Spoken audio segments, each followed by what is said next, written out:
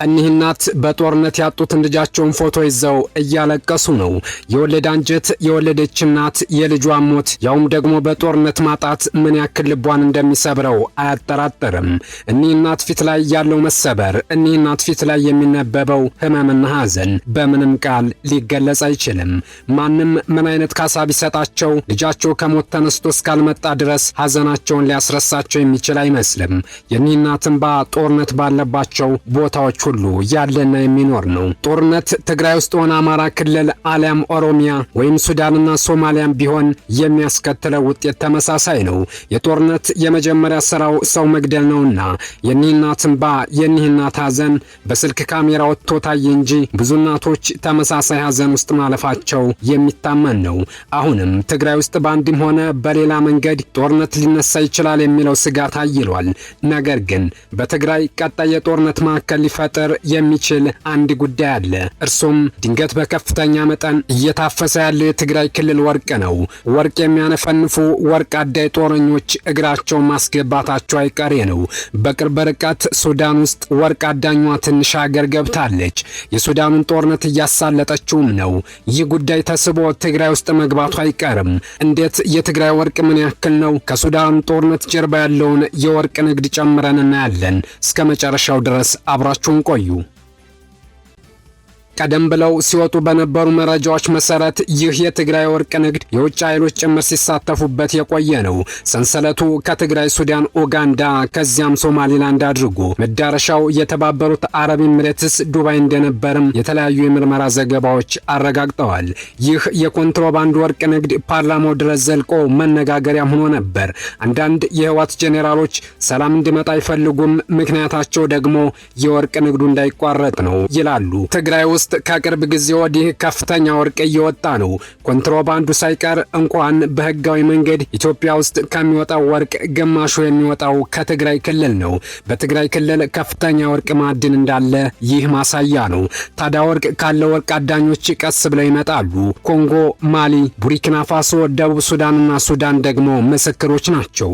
ትግራይ ውስጥ ቀጣይ የግጭት መፍጠሪያ ምክንያት የሚሆነው ወርቅ መሆኑ አይቀሬ ነው። ለምን? እንዴት ካልን ከዚሁ ትግራይ ብዙ ሳንርቅ በዓለም ላይ አስቀያሚ የተባለውን የሱዳን ጦርነት የጀርባ እውነትን ፈትሽ። ዋነኛ ምክንያቱ ወርቁን እናገኘዋለን።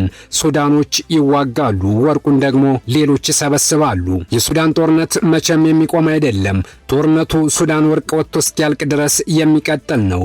ማዕድን ደግሞ ወጥቶ ስለማያልቅ በታምር ካልሆነ በስተቀር የሱዳን ጦርነት አይቆምም። ምክንያቱም ከጀርባ ከፍተኛ ወርቅ ንግድ እየተካሄደበት ነው። ይህ ጦርነት እንዳይቆም ውጊያው የሃይማኖትና የብሔር መልክ እንዲይዝ እየተደረገም ይገኛል። ሱዳን እንድትፈርስም እየተሰራ ነው። በጄኔራል አልቡርሃን የሚመራ የሱዳን ጦር ድል ያደረገው በግብጽ በመታገዝ ነበር።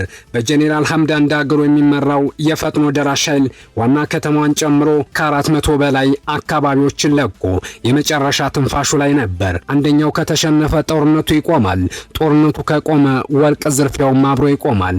ታዲያ የተባበሩት አረብ ኤሚሬትስ ፈጥኖ ደራሹን ድሮን በማስታጠቅ መልሶ እንዲሰራራ አድርገው አሁን ውጊያው እሳት ሆኖ ቀጥሏል። ይህ ጦርነት አሁን ከራሳቸው ከሱዳኖች እጅ ወጥቷል። የፖርቱ ሱዳኑ ምት ብዙ ተወራ እንጂ ለኢትዮጵያ ድንበር ቅርብ የሆነውን የከሰል አውሮፕላን ማረፊያንም በድሮን ደብድበዋል። ጎረቤት ቻድና የተባበሩት አረብ ኤሚሬትስ ፈጥኖ ደራሽ ኃይሉን እያስታጠቁት ነው። የጄኔራል ሄሚቲ ቡድን ለተከታታይ ቀናት ያለማቋረጥ የድሮን ጥቃት ሲፈጽም ድሮኖችንና ተተኳሾችን የምታቀርብለት የተባበሩት አረብ ኤሚሬት ቡድኑ ወደብ፣ ወታደራዊ ካምፕ፣ አውሮፕላን ማረፊያ፣ ሆቴሎችንና መኖሪያዎችን ጭምር በድሮን እያነደዳቸው ነው። የፈጥኖ ደራሽ ኃይሉ አጥፍተው የሚጠፉ ድሮኖችን ጭምር በመጠቀም ጥቃቱን እየፈጸመ ነው። ጥቃቱን የፈጸመው ለማሸነፍ አይደለም፣ ይልቁንስ ጦርነት እንዲራዘም ስለተፈለገ ነው። ጦርነቱ የሚራዘምበት ምክንያት ደግሞ የተባበሩት አረብ ኤሚሬትስ የሱዳንን ወርቅ ያለ ከልካይ ወደ ወርቅ ከተማዋ ዱባይ እንድታመላልስ ነው። ኤሚሬትስ ሱዳን ውስጥ ጉዳይ አላት። ይህ ጉዳይ ሱዳን አይደለች ያገኘችም ወርቋ ነው። ትግራይም ውስጥ ወርቅ አለ። ትግራይ ውስጥ ልዩነት አለ። ትግራይ ውስጥ ብዙ ፍላጎት ያላቸው ኃይሎች እየመጡ ነው። ትግራይ ውስጥ ያለውን ወርቅ ዱባይ ታውቀዋለች። ምክንያቱም መዳረሻው እዚያ ነበርና። የተባበሩት አረብ ኤምሬትስ ሱዳን ውስጥ ይህን የምታደርገው በድብቅ አይደለም። አልጀዚራ ስለሆነው በድሮን ጥቃቶች ታጅቦ ስለተፋፋመው የሱዳን ጦርነት ባተተበት አንድ ዘገባው ከሱዳን ቀውስና እልቂት ጀርባ ዋነኛዋ የተባበሩት አረብ ኤምሬትስ መሆኗን አረጋግጧል። ለወርቅ ሲባል የተባበሩት አረብ ኤምሬትስ የት ድረስ እንደምትሄድ ያሳየችበትን ድርጊትም ሱዳን ውስጥ ፈጽማለች። እናም የሱዳን ጦርነት አይቆምም፣ ገና ተፋፍሞ ለዓመታት ይቀጥላል። የሱዳንን ወርቅ የምትዘርፈው የተባበሩት አረብ ኤምሬትስ ብቻ አይደለችም፣ ይልቁንስ ግብጽ ጭምር ናት። ግብጽ በአልቡርሃን የሚመራውን ጦር እየደገፈች ከፍተኛ ወርቅ እየወሰደች ነው። ግብጽ እግረኛ ሰራዊት ከመላክ ጀምሮ የአየር ድብደባ እገዛ ለሱዳን ጦር ታደርጋለች። ግብጾች በዚህ ጦርነት የዘመናት ህልማቸውን እያሳኩ ነው። ግብጾች ለሱዳን ጦር አጋዥ ነን ብለው በሚያደርጉት የአየር ድብደባ ፋብሪካዎችን ሆን ብለው እያወደሙ ነው። ለሱዳን ያሰቡ ይመስሉ እንጂ ሱዳን ለረጅም ጊዜ እንድትንኮታኮት ግብጾች እየሰሩ ነው። በሌላም በኩል ግብጾች እንደ ማህበረሰብ የሱዳንን የሆነ ነገር ሁሉ ህዝቡን ጭምር ዝቅ አድርጎ የመመልከትና ዘረኝነት የተሞላ ስሜት አላቸው። ወርቃቸውን ይወስዳሉ፣ ሱዳኖችን ይበቀላሉ። የወርቅ ጦርነት መቼም አይቆምም። ትግራይ ውስጥ ብዙም ትኩረት ያልተሰጠው ነገር ግን ወደፊት ግጭቶች እንዲፈጠሩ ሊያደርግ የሚችለው ይህ የወርቅ ጉዳይ ነው። የትግራይ ወርቅ አሁን በጄኔራሎች ቁጥጥር ስር መሆኑ ይነገራል። የፌዴራል መንግስቱ ይህን አካባቢ ለመቆጣጠር ከሞከረ ግጭት ሊቀሰቀስ ይችላል። ከዚያም ወርቁን የሚፈልጉት በቅርብ ያሉት ኃይሎች ሰተት ብለው ይገባሉ። የተባበሩት አረብ ኤምሬትስ ደግሞ የኢትዮጵያ አንድ ወዳጅና ብዙ ፕሮጀክቶችን እየሰራች ያለች ናት። ትግራይ ውስጥ እግሯን መክተትና የወርቅ ማውጫ ቦታዎችን ለመያዝ መንቀሳቀሱ አይቀርም። ብዙ ስበብ ሊሰጠው ይችላል። ነገር ግን ጉዳዩ ከተነሳ በኋላ በቀጥታ የወርቅ ሽሚያ ይሆናል። አፍሪካ ውስጥ ወርቅ ያለባቸው አካባቢዎች ሁሌም ጦርነቶች ይኖራሉ። ጦርነቱ የሚቀሰቀሰው በተለያየ ምክንያት ሲሆን ከተጀመረ በኋላ ግን እንዳይቆም ይደረጋል። ለአብነት የዲሞክራቲክ ሪፐብሊክ ኦፍ ኮንጎን የእርስ በርስ ጦርነት መመልከት እንችላለን። በኮንጎ ከ200 በላይ ታጣቂ ቡድን አለ።